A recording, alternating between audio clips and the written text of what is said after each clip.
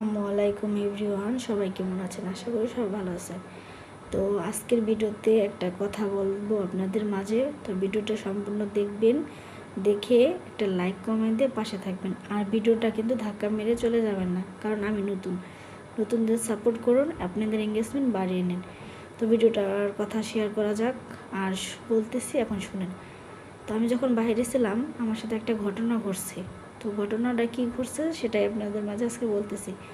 আমি আগে ভাবছিলাম, অনেকে বলছে যে সৌদির ছেলেরা অনেক খারাপ হয়, কিন্তু সেটা আমার ধারণা ছিল না যে এতটা খারাপ হয়। ঠিক আছে, তো আমি যখন সৌদি ছিলাম তখন আমার সাথে একটা খারাপ ঘটনা ঘটছে, তো ওটা আপনাদের মাঝে শেয়ার করতেছি।